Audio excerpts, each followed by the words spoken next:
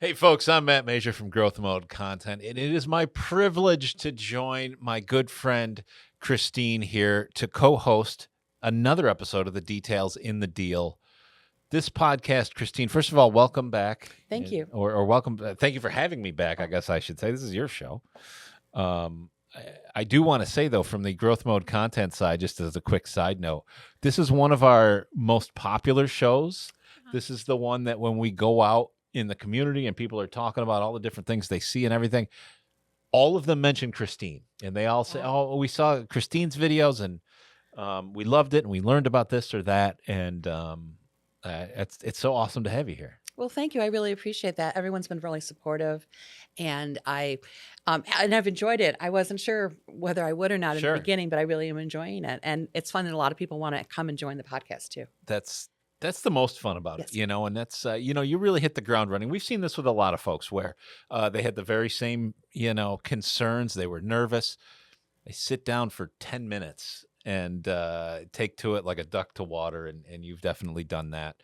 Thank you. And you've created a great, interesting show. It's one of my most favorite shows because we get to talk about not only business, but really neat properties. And I think I've mentioned this to you in the past that I sort of dream in commercial real estate.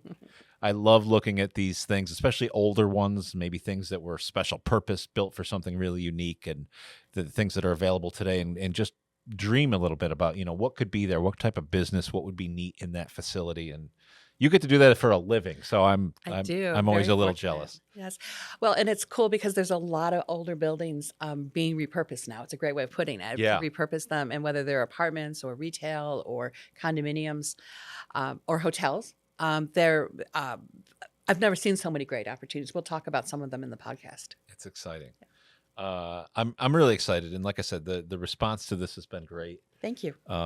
So I want to say thank you to all the listeners, the viewers. I'm never sure what we call these folks anymore, but the audience that's enjoying Christine's incredible content. Well, it's funny that you would say that because I don't know how to describe what I'm doing. Am I filming? Am I videoing? What do we say today? Yeah, I mean, technically you could say we're podcasting. We're podcasting. That's kind of Okay. an all-encompassing thing.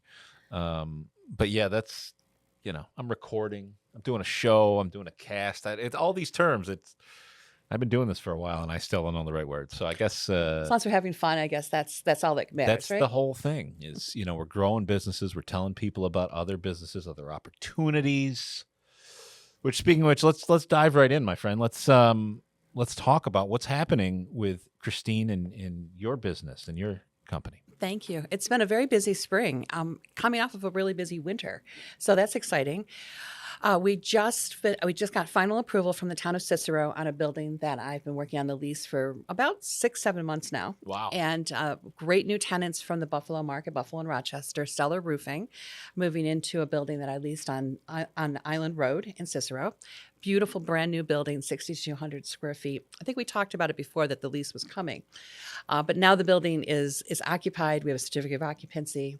We had to go through a lot to do it. Wow. 2 or 3 planning board meetings, a town board meeting in Cicero. There were some covenants that needed to be removed. Is that normal? It's not uncommon. Okay. It all depends upon the deal. Now, if this was the 4th or 5th tenant in the building, probably wouldn't be any issue at all. I see. It was a brand new building. There had been some covenants signed in order to get the building permit, and they needed to be adjusted. So the town of Cicero was very interested in what type of tenant was going to go in there. They wanted to I have a little see. control over it. So we met all their needs. We're doing a little bit of tweaking this month to get the final certificate of occupancy, but it's there. And they were very complimentary of the building. They just wanted a few things done on it. Yeah, I mean, I do remember when we talked about this previously and looking at the building, absolutely gorgeous. Yes, one of the facility. nicest buildings I've ever seen. And a roofing company, you said. Yes. They're going to be spoiled, I think, as roofing companies go. I don't think most of them have a facility like this one. So I think they walked in the door and fell in love. I can imagine. And their people are mostly out in the field, but they have salespeople who will work in the office and some admin people. And I think they wanted to come into the Syracuse market and have something they'd be really proud of. Yeah. And they're doing commercials on TV and spending money in the marketplace. So we would love to see that. Yeah. No, that's phenomenal. It's great to hear that is finally moving forward. I remember you talking about it previously, and those are the types of things that I think people should hear more of, because when I think of it, there's a building for sale, I'm going to go and buy it, and end of story, right? Right. But there's so many of these things that you can run into, and if you don't have a professional like yourself who's versed in these things, good luck. Well, I think it helps to have someone who's been through it before. Yeah. And, and maybe knows, the people in the town, and it doesn't hurt, and knows the attorneys who know the people, knows the engineers that know the people. That's really important at these meetings. The engineer who was there the other night was representing 5 or 6 different companies and clients that night. I mean, he really knows the town, and he knows what they're looking for, and knows how to present it in a way that's going to make them approve it. Yeah. And I wanted to also just give a shout out to Ironhorn Enterprises, who brought the tenant in and co-broke down the deal. They did a nice job, and it's always appreciated when somebody, brings someone forward. Absolutely. Absolutely. And you work together with a lot of organizations, right? And I think that's one thing that's kind of interesting about your industry, even more than any others, is the amount of collaboration with folks who, the rest of us in this industry almost, might consider like competition. Right. But everybody needs each other in your business, right? And we are competitors. There's no question about it. But we're hopefully friendly competitors. Yeah. And we also, I've always taken the pitch that I'd rather have half of something than nothing. So if I'm representing a building and I have a tenant, or someone else has a tenant, I'd like them to bring it forward, and vice versa, of course. And you want to work with people that you enjoy working with too. That's really important, and to live up to your obligations too. Sure, and it just makes your offerings even that much better, right? And you can draw upon those things. Yeah, time kills deals, as I've said before, and so you want to move things along as fast as you can. But before we talk about other people's deals, let's talk about some more things that are happening with you. Sure. You've got a horse farm or something. I do. Tell me about this. It's very exciting. I've never managed something like this before. I can't tell you everything about it because it's not officially on the market yet, but it will be in about 2 weeks. Hopefully, by the time people see this, it'll be on the market. So call me. Breaking some news. It's north of Syracuse. I can say that, about halfway between Syracuse and Watertown. Probably one of the nicest barns I've ever seen in my life. Really? It'll house multiple horses, and it will and it's gorgeous. The wood is varnished 8 times in it. There is a room upstairs for groomers and for the trainers. Oh, wow. The grounds are gorgeous. There's a training ring. There's multiple paddocks for the horses. A full 1-bedroom apartment attached to it. Very, very nice, all open floor plan. And so if someone wanted to buy it and live there, they could. There's also a couple of acres for sale next door to the building, next door to the farm, where if somebody wanted to, let's say, build their dream house, they could do that and then be, a couple, 3 acres away from their barn. Wow. I can't wait to show you. I know we're going to present one picture of a horse that's running around, but as soon as I can show all the pictures, I just absolutely can't wait, because it's going to be it's perfect for somebody who's looking for, not too big but not too small of an operation. And you could definitely rent out the stalls. They have a hayloft upstairs that has holes in the hayloft over each of the stalls, so the hay can just come down right into the stall, so you're not taking it up and down the stairs. They have conveyor belts to bring the hay upstairs for storage. Beautiful tack room. Fences that you'd be proud to have around your operation, and across the street from a nice restaurant too. So that's convenient for people. Wow. And is it really the whole property, or is there actually like a business as well that would go along with that? So there's not an existing business there now, because the woman travels a lot, the lady who owns it, and so she closed it down a few years ago, but you could easily bring it back up. And I think if you put an ad in wherever one puts ads for such things now. Sure. And said, I have stalls for rent, you wouldn't have any problems renting them out. I was going to say, I can't imagine there's too much competition for that sort of thing if you're doing it well. If you're doing it well, and I think that there are a surprising number of barns in the area. I drove around there, and but I think a lot of them are for people who are running their own farms and their own operations. Gotcha. And this one would be perfect for somebody who wants to really have a nice little business. Yeah. And not be too far away. This is what I'm talking about. You get so many neat, it was such unique fun. things. It was a beautiful sunny day. My pictures show blue skies. It was just kind of the perfect time to be there. That's awesome. And as soon as I can provide all the information, I will. Oh, that's great. That's great, Christine. And then from housing a bunch of beautiful horses to housing a bunch of people. Right. You've got another big apartment unit in the Rochester area. Is that right? Yes, just waiting for some final expense numbers from the owner of 29 units of apartments in Rochester, in the city of Rochester. Not probably 10 minutes, 12 minutes to downtown Rochester. The owner is ready to make his next moves, and will. I think it'll sell fast. I already have a few people who are interested, and they don't even know the address yet. Wow. And when you have something like this isn't like a new construction or something on spec. This is an existing place with tenants that already pay rent and everything, right? Yes, there's a cash flow. That's Yes, income and expenses, and that does help. yeah. Yes. Yeah, I can imagine. Does that, when you're going to, on the other side of the deal, say I want to purchase a place like that, is that something that's taken into account with financing and banks where you go, listen, there's cash flow already for this thing, and does that help? I would assume It does. It absolutely helps.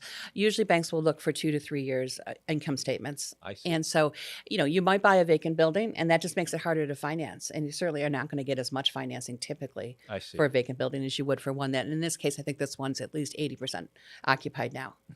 Is it any easier?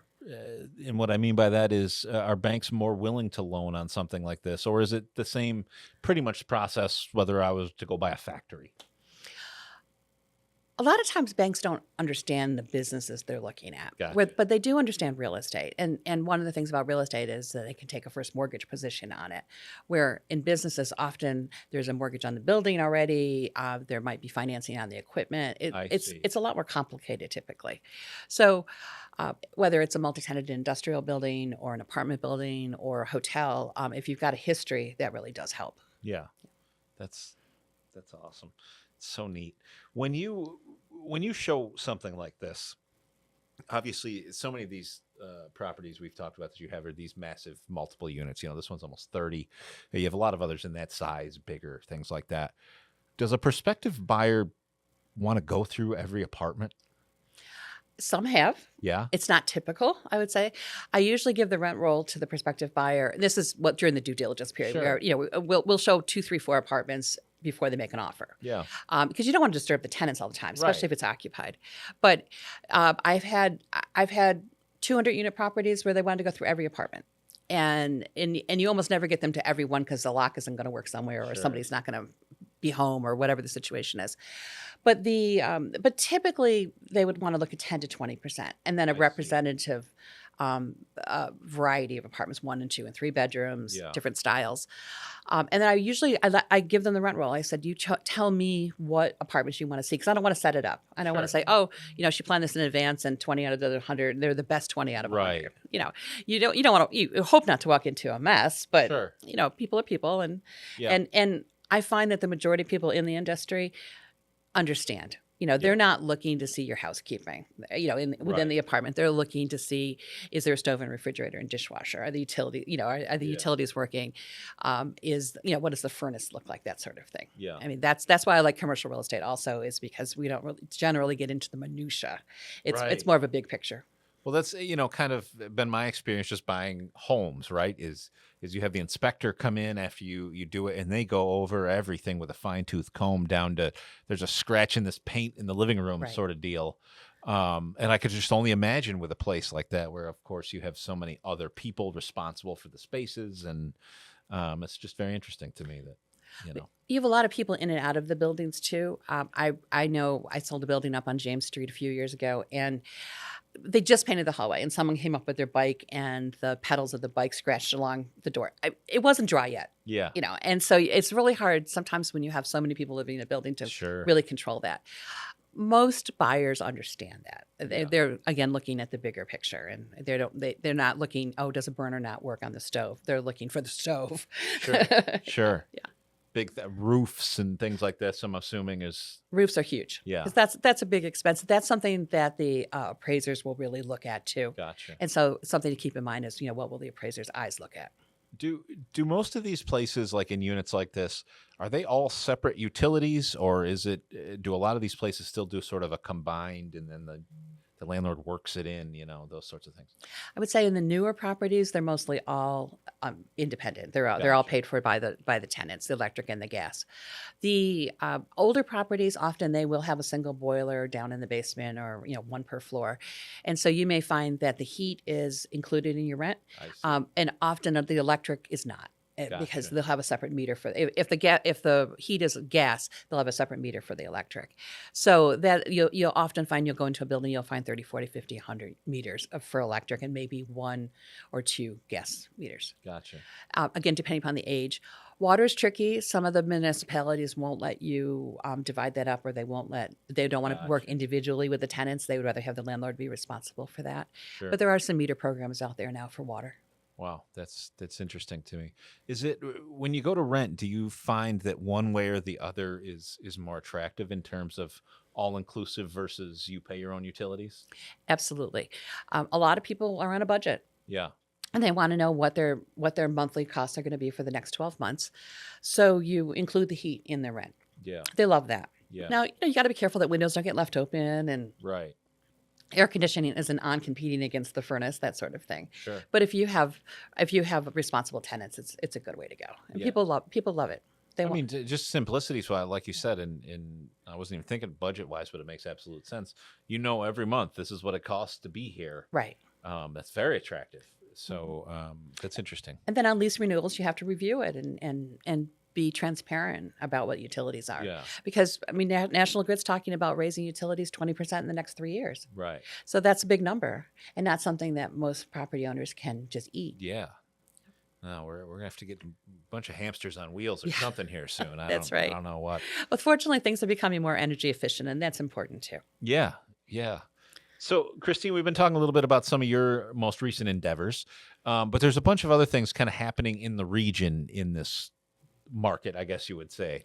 Tell us a little bit about some of the things that are happening. It looks like we got some stuff out in Utica. Yes, definitely. So let's work east to west. Sure. Okay.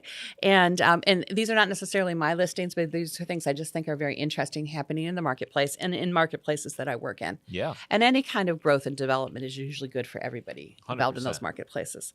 So I know you're from the Mohawk Valley, Yes. right? And the Dunlop factory, if you're familiar with that, in Herkimer, is being renovated into apartments. And it used to be a yarn mill. Way back. It was built in the 1800s, and then became a major manufacturer for Dunlop tires, excuse me. And it's now going to be it's now going to be an apartment building with mixed use development in the future, including a hotel and commercial.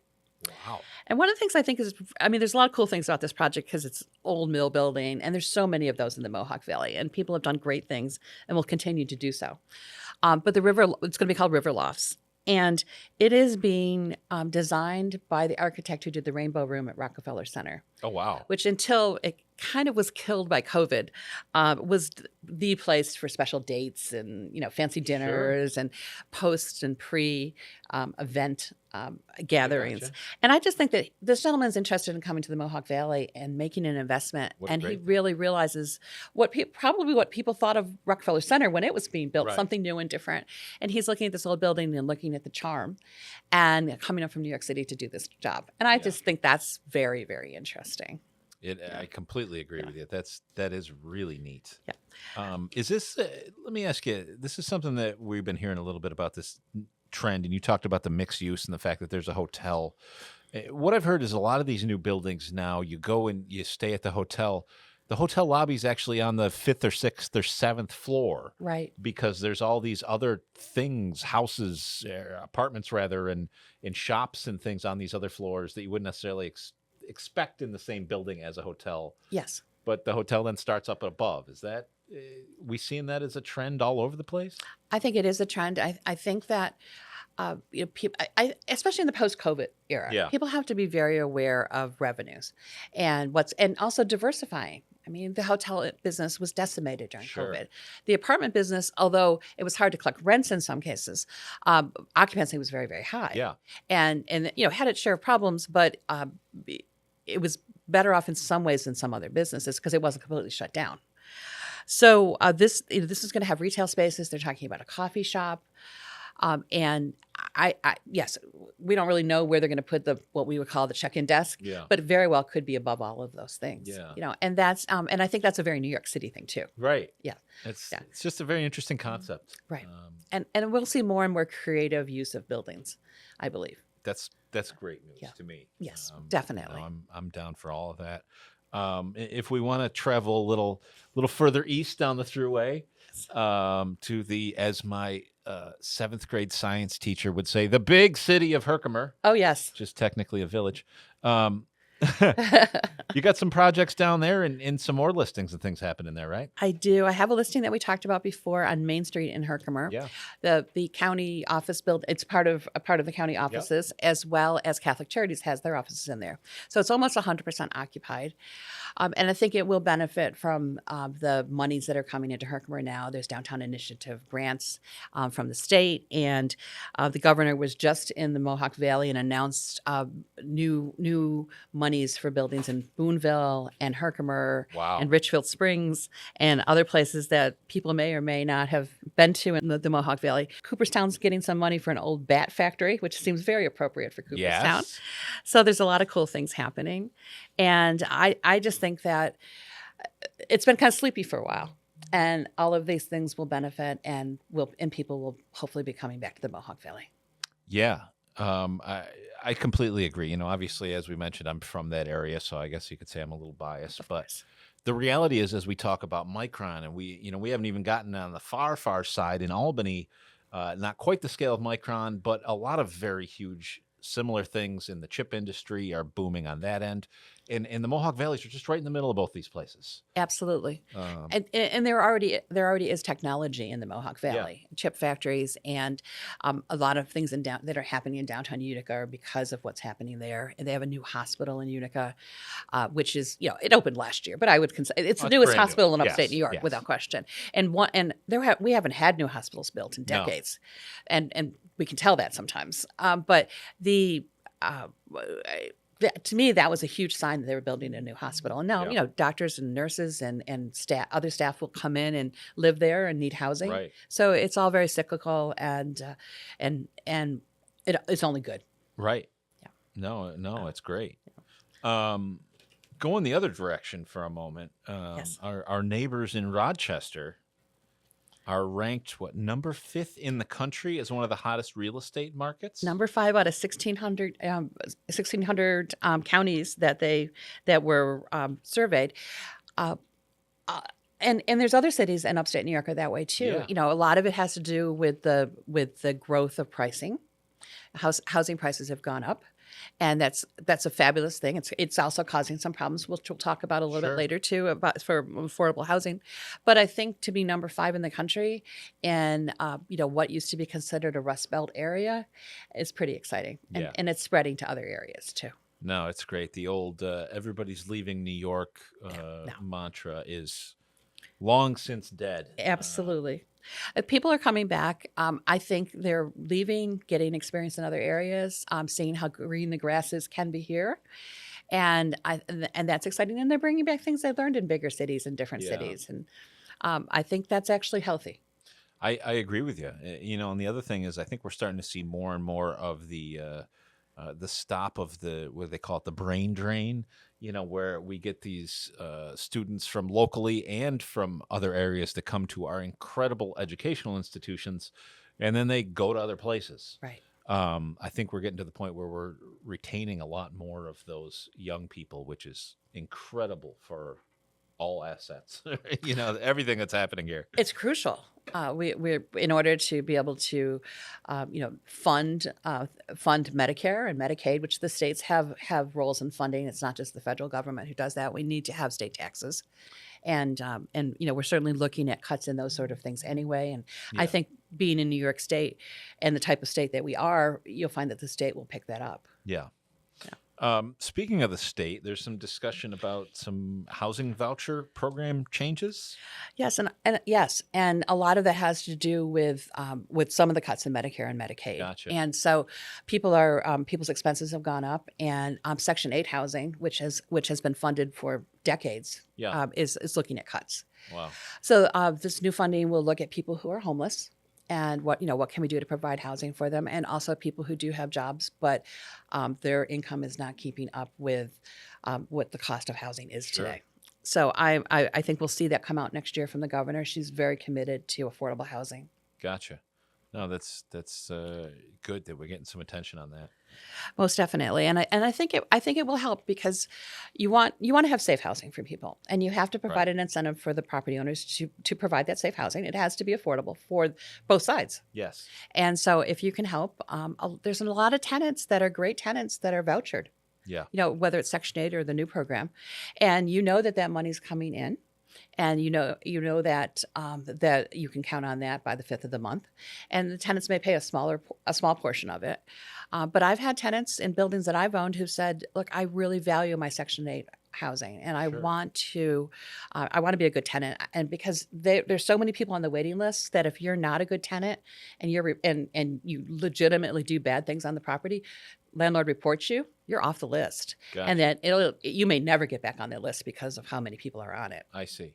So it's very important. So it's a lot of people, I think, have a negative connotation about that, and what you're telling me is just the opposite. Right. And that's great for folks to understand. I mean, you could have a luxury non-subsidized apartment and be a bad tenant and not pay your rent. 100%. Yeah.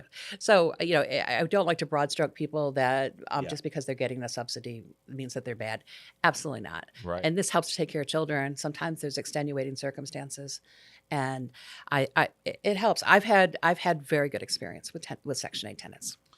Very small story, and we'll move forward. But just, to put things in perspective, when I was, my son, when he was 21, he worked at a part-time job down in Florida, making, I think, $17 an hour. His rent that he shared with somebody, $1,900 a month. Wow. When I was his age, I made the same hourly wage, and I rented a house for myself for $450 a month. Mm-hmm. And it's just incredible how, we talk about the price of real estate, but the wages haven't matched. So, right. Folks need a little help, and it's not because, they did anything wrong. They're just going through life. So, right. Well, and they have to be responsible. Yeah. There's no question. And I think that's a good thing. Yep. 100%. That to be a responsible tenant, and a responsible landlord too. It's a two-way street. No, that's great. So, speaking of two-way streets, Yes. there's a big one. Yes. That happens to go through the center of Syracuse, and it's getting I don't know if you call it a facelift or a complete remodel or whatever, but for those who haven't figured it out, we're talking about Route 81. Massive projects that are now taking place after massive debate. Yes. Oh, very much so. We finally figured out a way we're not building a tunnel, Right. much to the chagrin of some folks. But or a sky train. Yeah, no, that would have been neat. But Christine, tell us a little bit about this I-81 project and everything that's around it. So it's very interesting, and I think that it's been going on for a while now. So Yeah. it's easy to sort of forget about it. But if you're out driving, you certainly know about it. Yep. So the Route 81 project, basically the big part of it is that the downtown part of 81 is coming down to the ground. Yeah. And in its time, it was built in the late 50s, early 60s, and it's not only is it beyond its really life from a safety point of view, but it doesn't meet any of the current codes. Sure. And that's not abnormal. This happens all over the country. Yeah. But you'll see San Francisco's done it, and other cities have done it, where they've brought their highway downtown, basically. Yeah. So when this was originally built, it really separated the university and the medical centers from downtown. It separated right through a very well-known African-American community, the 15th Ward, and really changed neighborhoods. Now people are living under the shadow of the highways. And I don't think anybody would agree that that's a good thing, whether it's the shadow or the exhaust or what. But, you have thousands of families living there, and many of them are going to move now. And so it'll be rebuilt. There will be new development opportunities on either side of the community grid, what they're calling the community grid downtown. And the subsidized housing, which is primarily part of Syracuse Housing Authority, will be dispersed in other parts of the city. And when we say bring it down, what we're talking about is really, for anybody who's not familiar, I don't know who wouldn't be familiar listening to this, but if you're not familiar, it's kind of like a raised, almost like a bridge that goes up above the city, and they're going to bring it down to ground level and make like a boulevard, right? Is that Right, like a kind of an boulevard. accurate description? Yes, and it will be two-way. Yes. Yeah, so you'll have businesses where right now off the side is just, off the side, you're going to have They're regular off-ramps. shops Yeah. and things, right? Yeah, there'll be shops, there'll be housing. I think there will be different levels of housing, and there'll be mixed-use housing. There's a gentleman who built a Dunkin' Donuts along there many years ago, and it's just it's what I would call a partial Dunkin' Donuts. Yeah. It's strictly drive-through, right? But I thought he was brilliant because he saw what was happening. He's willing to be patient. It's a very busy Dunkin' Donuts. Yeah, I was and going to say think he's it doing will all be- right right now. He's on doing that one, okay. Yeah, I think he is.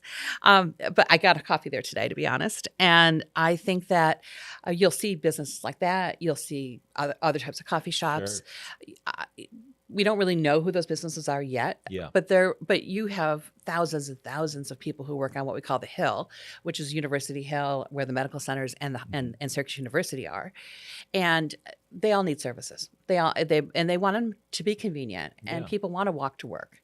Right now, if you walk to work from any of the apartments downtown and along Harrison Street, you go under the bridges and you kind of take your life in your hands. Yeah. I've watched, if you turn right to get onto 81 to go south, you have to not only watch the traffic, but you have to watch the pedestrians, and hopefully they're watching you too. Yeah, those poor folks. And you see a lot of doctors and nurses Yes. that are just trying to get to work at the hospital, and they got to cross that treacherous And intersection. medical students who look like they've been working many hours. Yeah. I always kind of feel like a troll when I walk, because I have walked from the hospitals downtown, Sure. and it's not a good feeling, really. And Yeah. it's going to totally change people's feelings about walking. Yeah. And it's not very pedestrian friendly. What I'm really excited about, though, is just the improvement to housing in that area, and I think that people will feel better. Yeah. And we'll have there'll be trees and grass and parks and basketball courts and things that they really just don't have now, and that's exciting. So what they'll do is from the south of the city, I live south of Syracuse. They'll put people, if you're not coming into the city, they will encourage you to take 480, what we call 481 now, Yeah. which Route 41, which will become 81 around the city, and then they will have a downtown 81. Designation for the people who are coming into the city. Gotcha. So that will make a big difference in the traffic. You're not going to take all the traffic that's passing through the city now down, to the community grid or to the I think lower that's level. what a lot of people kind of thought. Yes. They're also going to create more exits off of 81. Sure. Which is, so right now we really have a backup if you get off if the Adams and Harrison Oh, exit. it's the worst. It's one lane, 2 lanes in certain parts. If it's icy and snowy, which will happen on occasion here in Syracuse, it's dangerous. You find yourself sliding down it, and then you have all the people crossing too. So there'll be 3 or 4 more exits to get to those areas off of 81, which will be nice. Great. That'll make a huge difference. We won't have the snarl points that we have now. Yeah. That whole area, when I say that whole area, really all of downtown Syracuse is going to change radically with all the the new buildings that they've built on Harrison, whether it's the new tech garden or the place across the street that's being remodeled and was just sold, and new hotels that are going up in that area, new highway with this grid. I mean, it's just, it's hard to imagine what it's going to look like in the not too distant future here. It's going to be radically different. Very than what much it is so. Today. And it's, in my lifetime, it's always been this way. Yeah. So it will be very different to see that change, and I'm excited about it. I know this, change is scary for some people. I think in this case, it's very exciting, and I think it'll be good for all the neighborhoods surrounding it. No, absolutely. It's going to be a really neat thing, and bring some. I feel like it's just going to bring some light. You're down there. If you're ever any of those intersections, you understand. It's just that overhang. It's just a dark shadow. It's crazy when you're under it because you hear noises from forever. You hear an ambulance, and you don't know if it's next to you or on top of you or what. Right. But it's just that sense of community. And my sense is that the ambulances try to avoid that area because you don't know if you're going to get backed up. So if they have more options to get to the hospitals, that's better too. When you're a kid, you read about the trolls under the bridges, and I always feel like a troll under a bridge when I'm there. No, and what wasted space too. Yes. I mean, you look at all of that, and in some places, in a portion of that, there's another road that's under it, but a lot of it is not. It's just literally wasted space, And not pleasant. right? And I think that's not how you want to welcome your people to Sure. the area too. Yeah, So that's pretty exciting. And then and what I'm really impressed with is how well it's been planned. yeah, With doing all the work on 481 first in Yeah. anticipation of people being taken around the city. yeah. So you can. So when I come into the downtown right now, I can still come straight into downtown, but there's a lot of construction going on 481. Right. I can't get off 481 onto 81 right now because of the construction that's going on. But that will open up this year, from what I understand. That's And then on the north side of Syracuse, it's the opposite, Mhm. and they're doing exactly the same thing out there, Yeah. and they're already starting to open some of that up, which they're calling them flyover highways, I guess. That's And so it's exciting. it is. It's going to change the very look. exciting. Yeah. All of it. It's it sort of reminds me of when I was younger and you visit Florida. You had family down there, and they would say, it was booming at the time, and they would talk about, you got to get a new. This is before GPS. You got to get a new map every year because there's literally roads that didn't exist the year before because things are growing. I feel like that's the way we're getting here. I'm really Central New impressed with how GPS is keeping up with Yeah. this too. It didn't used to be this way Right. when it first came out for consumers to use. And I remember, going to areas and they would say there's no turn by turn Yeah. available for you, and you didn't have your map in your car anymore, Yep. and you went, oh no. Yep. So that's exciting, and they're already. It already tells you about the construction that's going on, and there's a lot of construction going on right now. That's incredibly handy. You just got to be smart enough to check it before you leave the house. Yes. Not as you're pulling up to the traffic jam going, Right. I should check the traffic. No. Yeah. Oh, I'm not going anywhere for 2 hours. Well, I think the more modern ones are really alerting you Yeah, on that now, which 100%. giving you an opportunity if you can to get off the highway, which is great. No, you're absolutely correct. Let's see. So we're running tight. Do you want to get into the buying office? I think we're good on time. I think we've done it. If that's okay with you guys. Okay, good. Yeah. Okay, yeah. I think let's leave that other topic for another day and Perfect. bring in some people to talk about it. Beautiful. Yeah, no, I think this is good. Great. All right, so Christine, let's talk about what folks can expect in future episodes of everybody's favorite podcast. What do you got? What do you got lined up for us? Well, I have a great couple of guys from Rochester who want to come on and talk about how they finance their acquisitions, and they've just made some pretty good size acquisitions in Syracuse. So I'm hoping to have them on next month or the following month. If you don't mind, Sure. just a little tease when you say how they financed. It sounds like it's something more interesting than they went to the bank and applied for a loan. Very much so. So they have private equity, Okay. and I imagine they have a combination with banks also. Yeah. But instead of someone never being able to invest in an apartment building because they're never going to have the 25 or 20% that they might need to do Yeah. so, but they might have 5%. I And see. so they will get together 5 or 6 or 10 or 20 different individuals and put together a private equity LLC and invest in a building. And it'll be passive. They have no responsibility for the building. Very And interesting. you're not going to get the calls at 2:00 in the morning that something isn't Yeah. working, and you're in the real estate business. Wow. That's going to be awesome. And not a lot of that has been done in this area. There's a few people doing it, but not many. So Wow. I've been watching these guys, and I think they'd be very interesting guests. I'm already interested. Let's do that one right now. All right. What else we got lined up? So I have a really nice insurance broker who's going to come on and talk about business brokerage, business insurance, both for your company as well as your buildings, and liability, which I think is a huge, Yes. huge. And I think sometimes people don't remember to keep their liability coverage up as they grow and have more Sure, assets. So I she'll see. talk about that and things and I think things that the insurance companies are looking for, because that's important. Insurance is a big expense of, let's say, an apartment building. Yeah. And so if you can make your building more attractive to an insurance person, Right. and to the person looking at it for the insurance company, then you'll get a better rate. Less risk for them. Less risk, exactly. And everyone's risk adverse, whether it's the bank or the insurance companies Sure. today.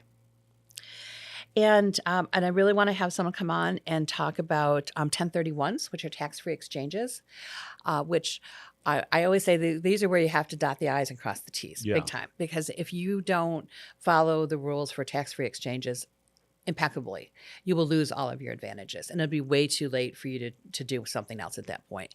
So it's really important that you have the right advisors on that.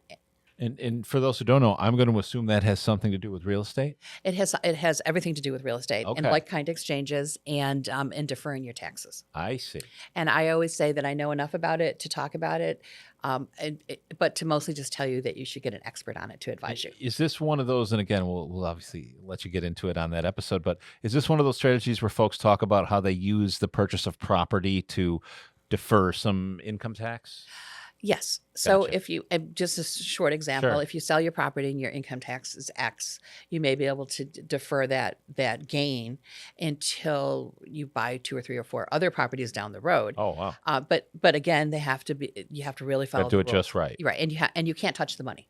Oh, So that's really important. And we'll have someone come on and talk about that and who holds that money and you can't take it out of your account, take it out of the account and use it and then say, okay, I'm going to use a part of this to move forward on another building. You can't do any of that. It has to sit with somebody who's licensed to do this and knows what they're doing with it. wow. So it's not impossible to understand, but it's one of those things that you don't really have a recovery period.